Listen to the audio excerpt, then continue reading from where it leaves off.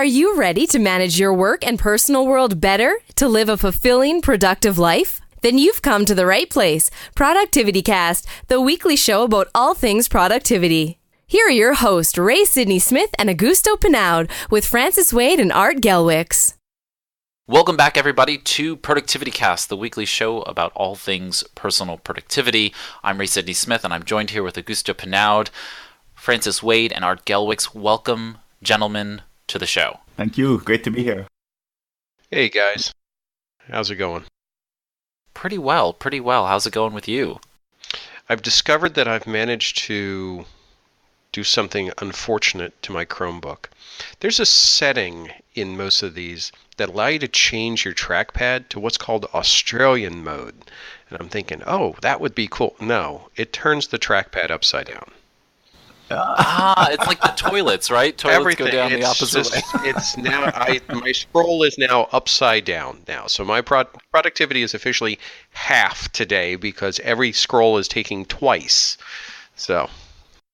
Yep. I totally get that. That's like the on Macs you can scroll, two-finger scroll up or down on the touchpad, and of course I'm very skeuomorphic, so I believe that the pad you should push up in order to push a piece of paper up, and so therefore that should be the way the browser and all browsing should take place on the screen. Other people swipe down as though you have a cursor.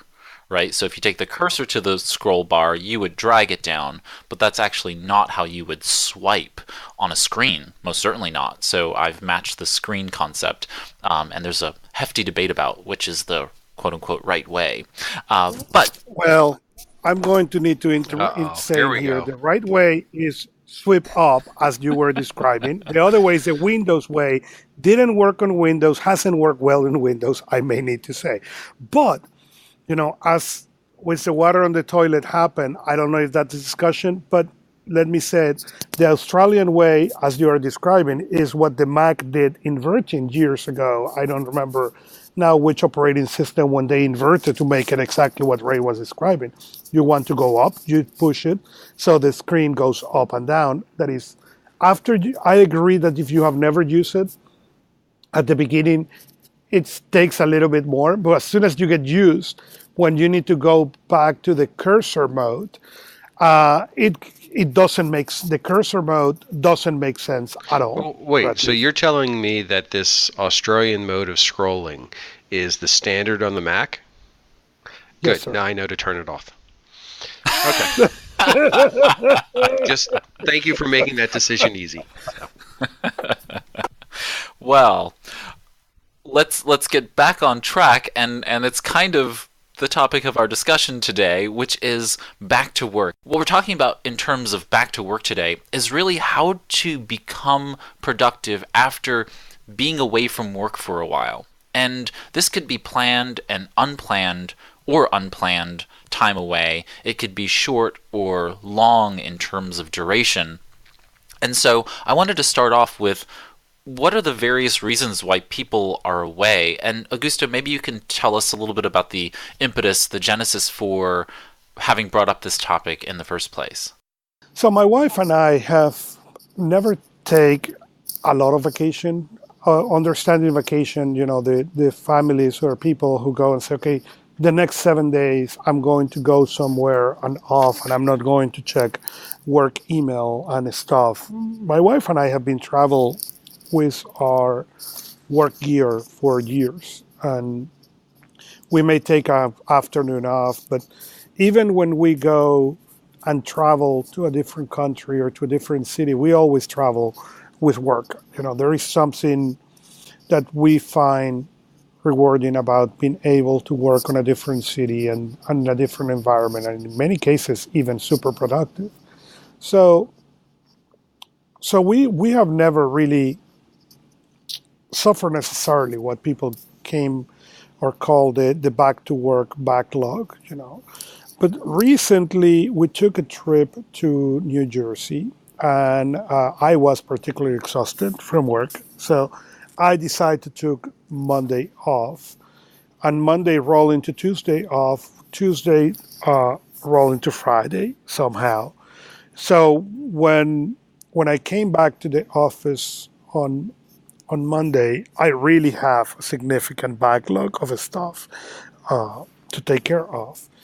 And it brought the point of, oh, this is what people mean with a terrible backlog. And now what I'm going to do with all this. So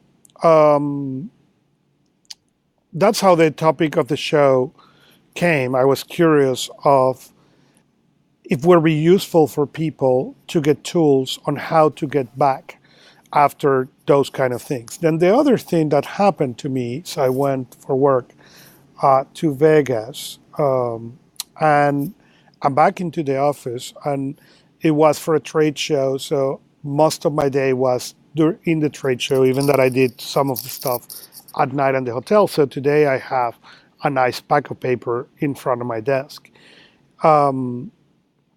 That is also part of that backlog of getting back to work. So I proposed the topic because I thought it was going to be interesting how everybody here deal with that, because I'm sure that in one way or the other, you guys have deal with this going away from work for X number of days and coming back to the backlog, but also with the need of catch up to speed as soon as possible. Yeah, and I wanted to also say that, not just for a work trip like you did or a family vacation, there can be other kinds of times away from work. This could be for illness or a surgery, whether that be a positive or, a corrective surgery.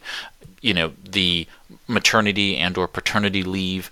If you adhere to maybe Tim Ferriss's concepts of these mini retirements, you could have taken some kind of sabbatical, or if you're a professor or in academia, there's this idea of sabbaticals. You could be away from work for planned reasons that can be of a duration much longer than just a week or two. So I want us to all have this conversation about both planned and unplanned time away from work and how to get back on.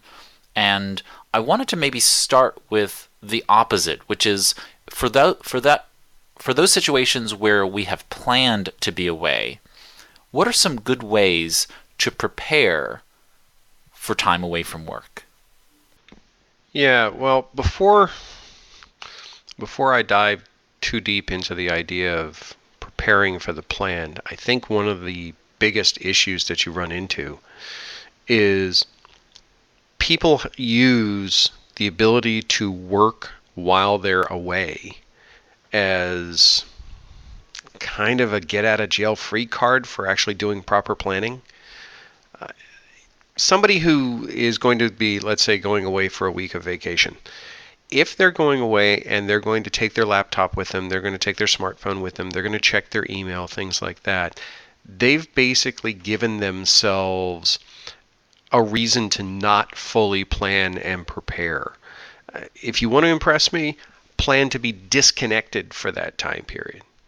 Yes, you always have the option to connect in if situations require it, but set your planning up around not having to be engaged in whatever you're trying to take a vacation from. That's the only way this is really worthwhile. Otherwise, you're just working from a remote location. So with that being said, I think the second part of the planned absence really is the self-creating or self-generating stress that we induce. Because we start to think about all the possible things that could go wrong, and we start to look at all the possible use cases, and we just build that stress level. Now, some people don't do that. Some people just pack up and go, and they're like, whatever, you guys fend for yourselves, which is fine. That's one way of looking at it. But I think in many cases you find people who are just like, well, this could go wrong, or this could happen, and how am I going to take it? That's not planning, that's panic. And it's going to take away from whatever you're off doing, because in the back of your mind you're going to have, as Alan talks about, the open loops of these activities. You've got to close those. You've got to look at all of those and say, okay, is this something I can deal with? Is it something I can set up an opportunity to deal with it in advance, or is it just something that's just going to have to wait? And give yourself permission to allow things to wait. There's a lot of moving parts, but when it really comes down to it, if you think about those different planned cycles, rarely are they different. If you're taking 3 days off or 2 weeks off, it's just the length of time. The things you have to take into consideration, they may increase with time, but they're still going to be the same core types of things that you have to deal with. So if you give yourself permission to do a mental exercise, take a half hour, take 2 hours, take 4 hours out of a week and say, how would I be prepared to leave for a week?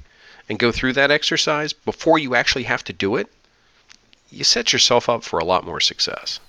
And you bring up David Allen and the Getting Things Done methodology, and frequently in David Allen's talks, he talks about this idea of how would you feel if you operated as though you were leaving on vacation, all of the preparatory work that you do in preparation of leaving for work. And again, that goes back to your concept of whether you're someone who just, drops everything and walks away from your desk when you go on vacation, or whether you're somebody who has responsibility to others and therefore makes sure that everyone kind of is prepared for your leaving, for your absence. And I think that's a completely kind of different thing than what we're talking about, but kind of the same in a lot of ways. Do you agree or disagree, Art? I think I agree and disagree, because it really varies. It's very individual. I mean, if we try to put together a core recommendation of this is what you should do to prepare for a week's vacation, it's going to be wrong 80% of the time for 80% of the people, because of what they do and what they have to take care of and how they have to handle it. There's basic guidelines that we can all follow.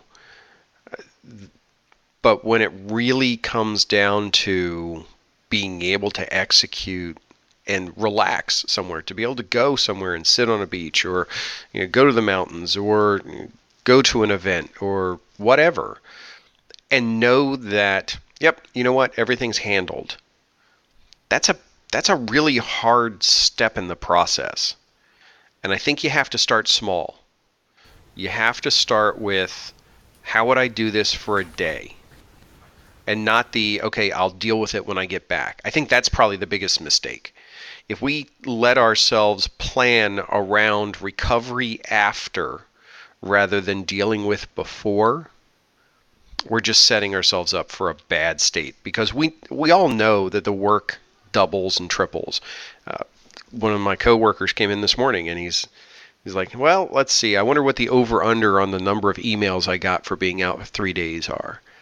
And we were chuckling because I'm like, well, you're probably looking at 3 digits. And that's highly, highly common. So how do you prepare for that? How do you prepare for walking into that fire hose? There's only so much you can do, and you have to realistically say, I'm going to do the best I can to prep for this, and I'll deal with things as they need to, but the more I can lay out and address, the better off I'm going to be. So I don't know if that answered your question or not, but that's kind of where my thinking is. I get it. I don't know if I've even taken a real vacation. Now that I'm listening to what real vacation sounds like,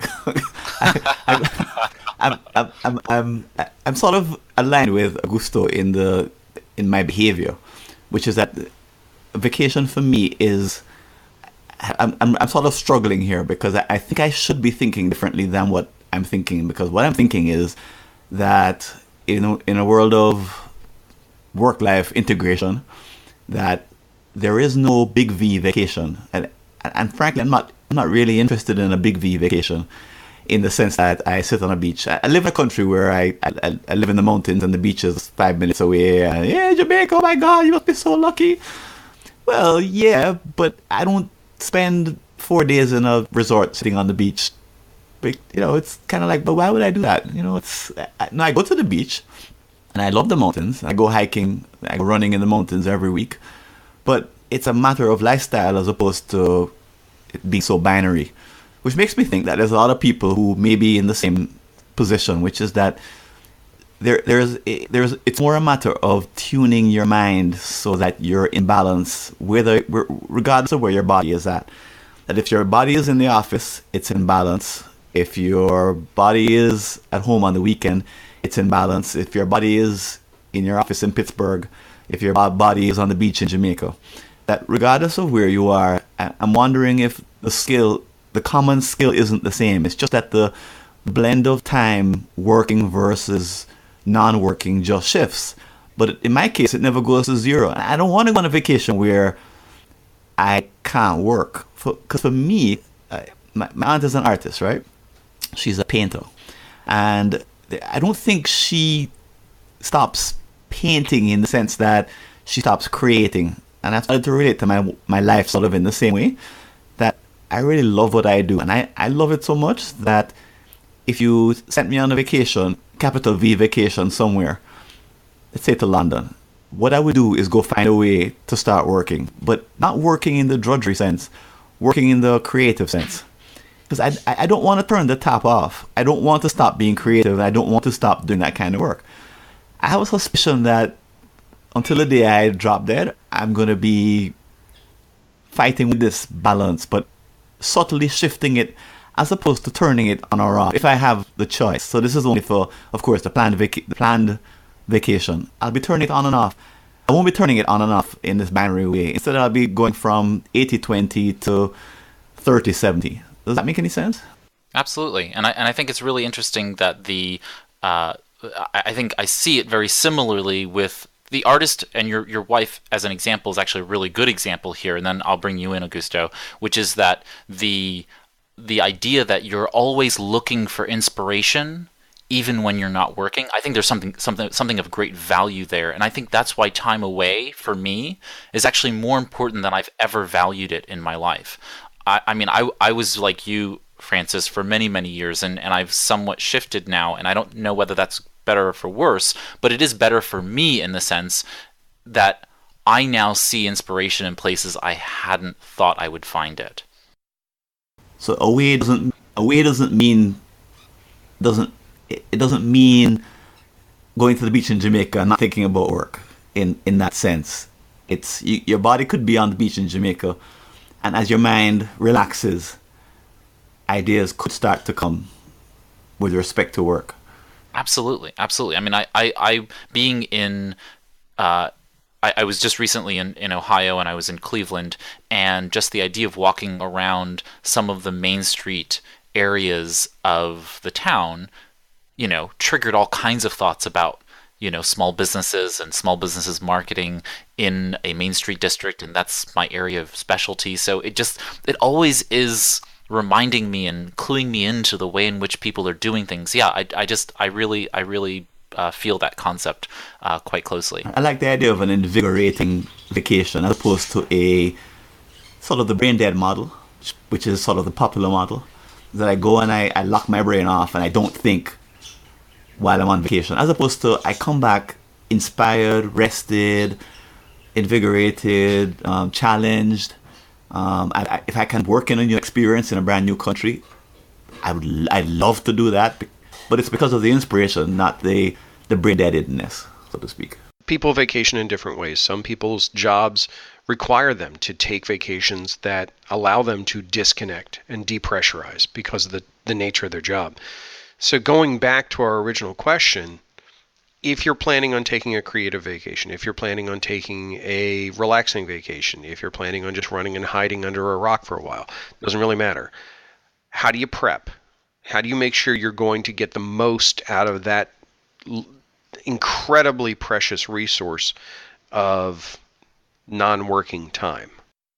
And I agree, when you describe it that way, it was quite interesting when you make the description, Art, of what that vacation is. Yes, as I said, we have bring the work gear for years, but we have never considered the same as work remotely, mostly for two things. One, there is a bunch of things related to work that are handled, so they don't need to be dealt during that time that we're going to be away.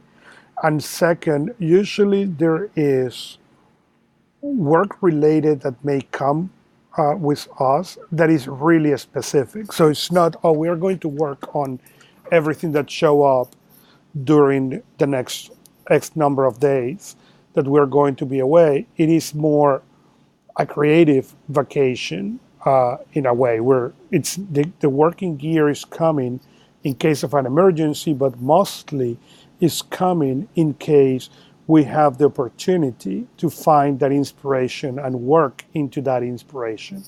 And I agree with you when you describe that preparation, that that is probably the most important part of what we do is, and it's exactly what allows that even as I'm looking at my desk right now with an interesting amount of things to process this morning, there is no stress on that. I knew before I packed for Vegas that I was going to come to that, so there is a lot of time that was taken into consideration to have today, for example, in the morning, enough time to process, if not everything, as much as possible.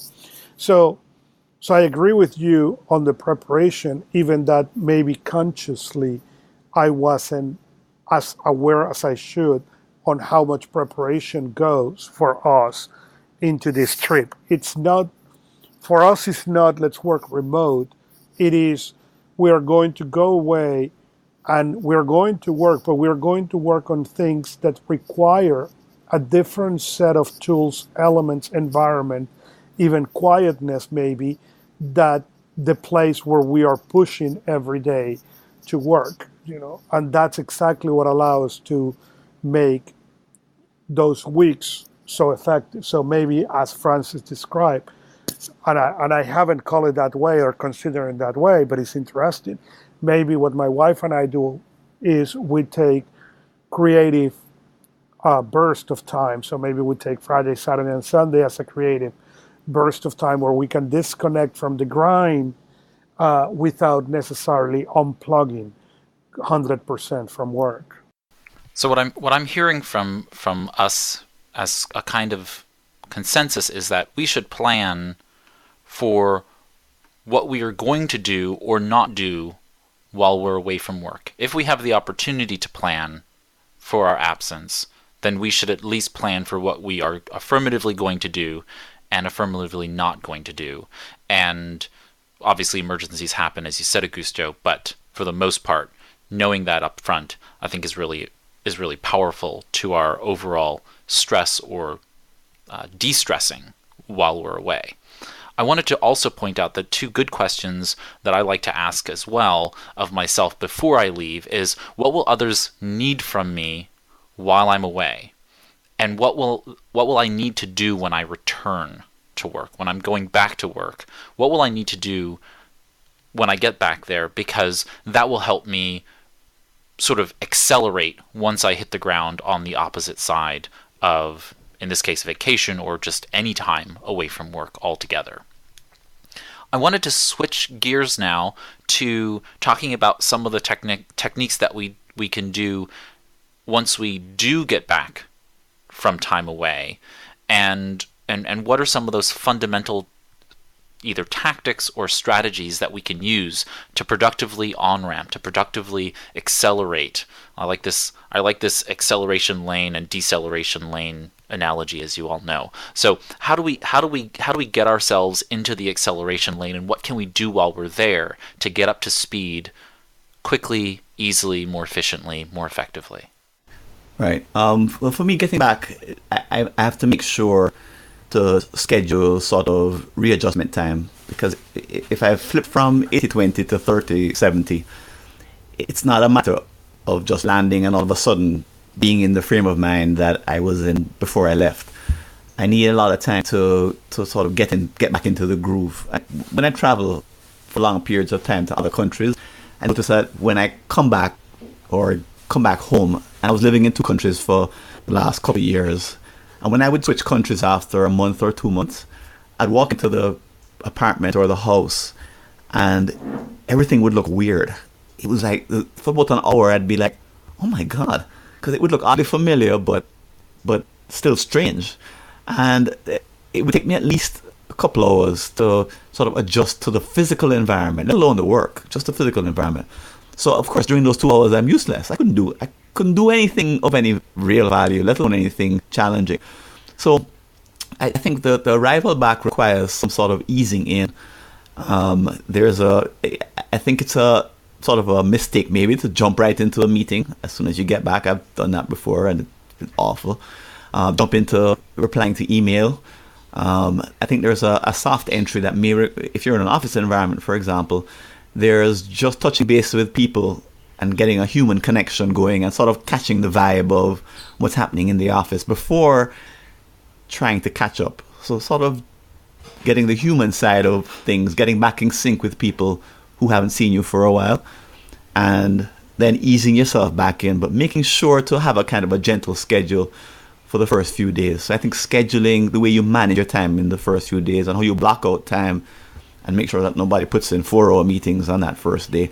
I think those are some practical ways to ease yourself in. Yeah, I do it a little bit different. I have actually a pretty consistent method that I tackle this stuff with.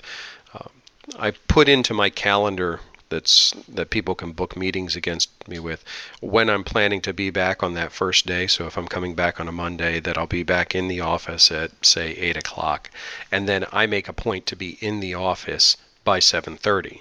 I take that half hour as triage time because I have yet to find that I cannot triage everything that happens during the course of a week within a half hour. I mean, that's all the time it really takes. And when I say triage, I don't mean do.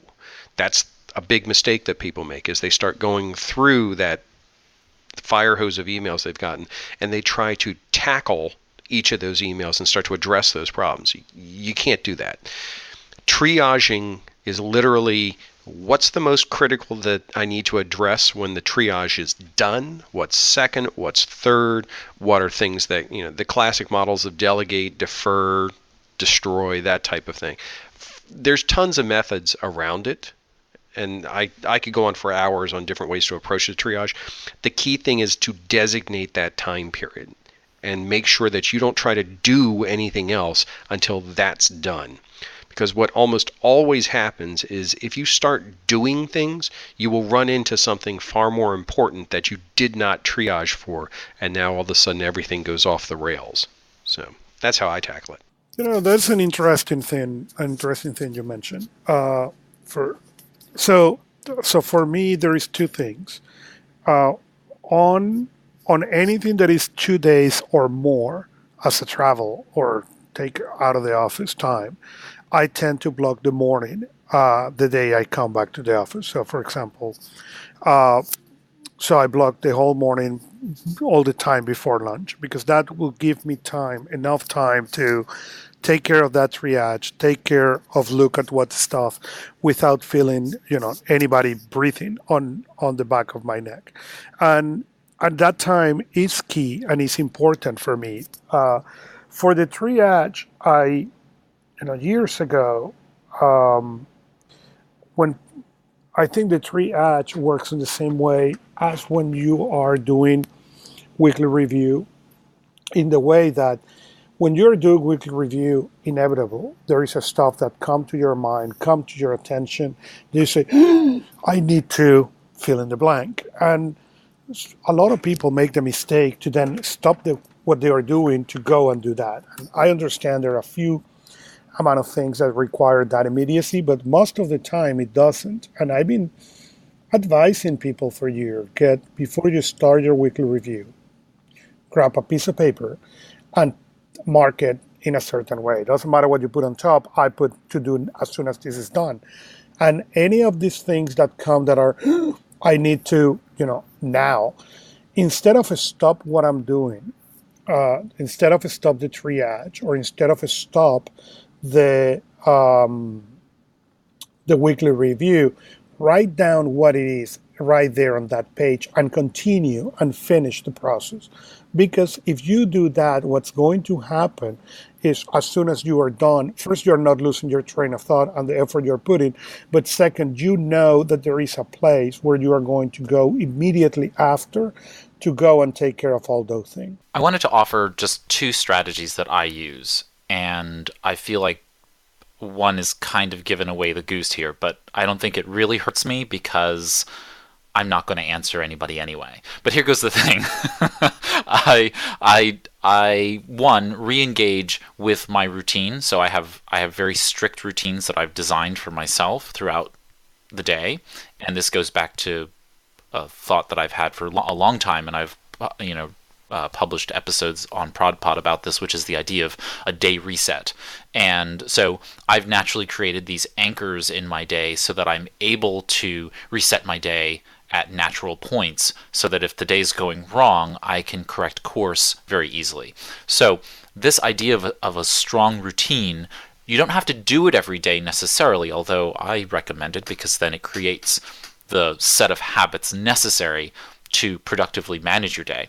But this helps really when you are coming back to work, which is to have a routine set up, which is, what does my ideal day look like? And this is not about best practice. It's not about anything like that. It's just, what would the ideal day look like? And try to, reach yourself toward, stretch toward that ideal. And that really helps me understand that, while I was away, my routine was most likely different. And I do try to keep my routine as close when I'm away to as when I return. It's just very difficult for me to switch gears. And I believe that's the case for most people. So I try to get up at the same time. I know that people, when they're away from work, even on weekends, people attempt to sleep in or whatever it might be. I don't do that. I like the consistency of getting up every day at the same time. I like the idea of going to bed roughly around the same time every day. I like to do the same things, like eating at the same times of the day. It just is less disruptive to my overall system. And that's not always the case, especially if we've been talking about vacation pretty heavily, but that's not necessarily the case. You could be just, away from work for a work trip. I travel quite a bit for work. And so, I try to keep my on travel work schedule very close to that, and that really helps me. I feel like the second is that if I do take an extended time away from work, I always buffer usually an extra day before I leave and about 2 days after I get back from being on vacation. So on my calendar, and as far as my clients and everyone else is concerned, other than my assistant, everyone thinks that I'm still away. I don't appear on anyone's calendar for that day before and those 2 days afterward. And like I said, this is kind of revealing one of my little secrets here, but don't tell anybody. But the idea here is that in that time frame, it allows me to catch up, it allows me to clean up, it allows me to do that planning and that restoration of my world. I can respond to emails and then schedule those to go out for when I'm officially back, and that really helps me be in control when I do come back. So I can have a meeting, as Francis said, as soon as I get back to work, but I'm already caught up in a lot of ways. That's a great one. So you're hiding, you're in the office, but you're hiding from all of the possible disruptors. Correct. I'd also recommend that if you can get to hide, that's a great strategy. And while you're hiding, or while someone is hiding, there of course is an email backlog. If they haven't been checking and working on email during vacation for whatever reason, there will be a backlog, and it could be 2 weeks, 3 weeks. If you're in Europe, you get like 6 weeks of vacation, so you get 6 weeks of backlog on email. So there's a focused activity that has to be scheduled into the first day, 2 or 3 days back on the job, which is to go through all of the email and get back to zero, get the inbox back to zero, to dispense with all of the tasks that are lying in wait in all those different emails. And that activity is heavy lifting if it's been a long time. That it's an absolute requirement, I think, to do a version of what you said. Lock the door, make sure there are no interruptions.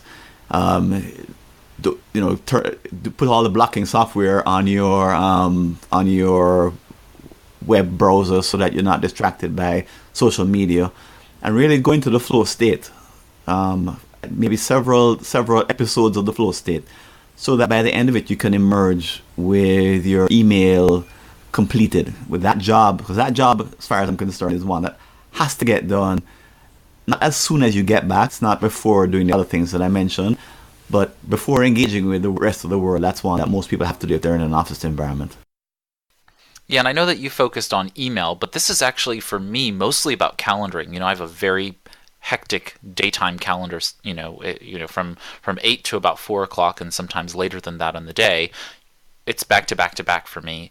Or I'm in a workshop or seminar in front of people, so there's not much I can do in terms of responding to people during that time frame. It's not like I can be in a training and say, oh, I'll take that phone call, or I'll respond to that email now that just came in.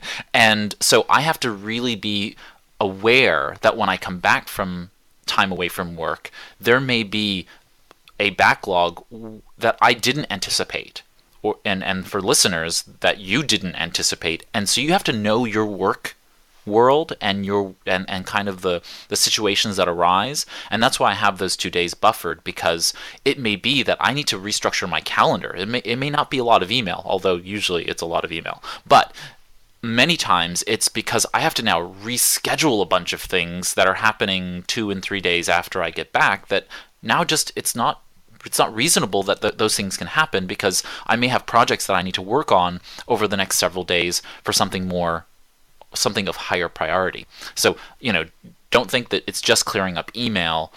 It's all of those things that are downstream collateral damage, if you want to call it that, of having been away from work. I want, in the time that we have left, for us to just cover some of the roadblocks, some of the challenges that one faces when they are getting back to work, and what maybe some quick tips you have regarding those things, if any. Biggest roadblocks, interruptions. Second one would be conversations that start to develop before triage is done. Third, shifting priorities. You always know that the goalposts have a tendency to move while you're out on vacation or you're away from the office. So you have to reset that.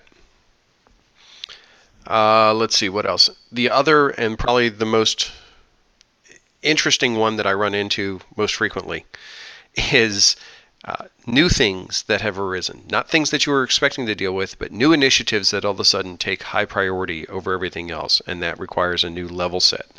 So it's that changing dynamic. What's the phrase that all great plans of mice and men often go awry?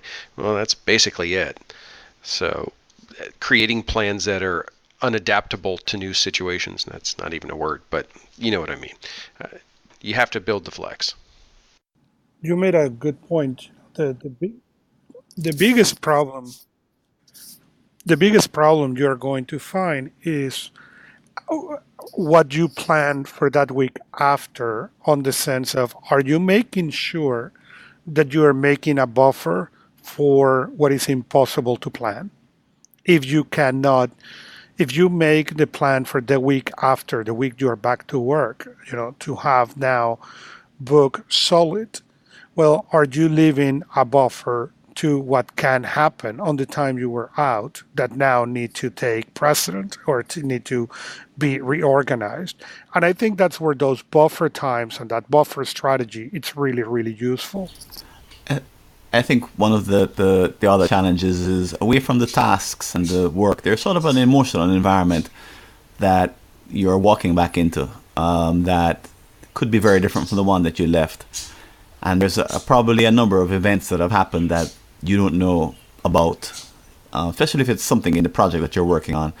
So there's some not just catching up in terms of information, but there's sort of some listening to do to what people are saying, what they're not saying, what the mood is like, there might be some recapping of critical events that took place while you were gone, and you've got to allow time to allow other people's experience to become your experience as well, so that you can get back into working alongside them in an effective way.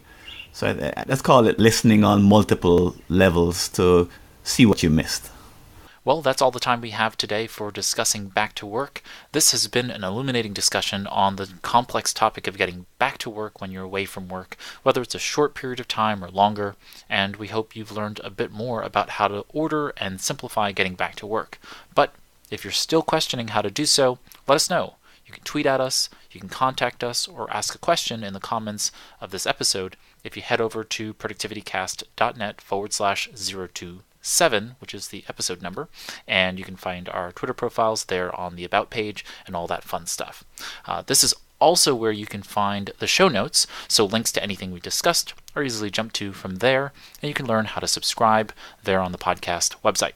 Thanks to the ProductivityCast team, Augusto, Francis, and Art for joining me here each and every week to make this Productivity Podcast happen. And if you could, please browse over to iTunes, Google Play, or Stitcher to give us a rating or review. Your kudos fuel our podcasting productivity, and they also help us grow the ProductivityCast listening community. So thank you for listening, thank you for your emails and comments and ratings, and being a part of the ProductivityCast community. That brings us to the closeout of this episode of ProductivityCast, the weekly show about all things personal productivity. Here's to your productive life. Take care.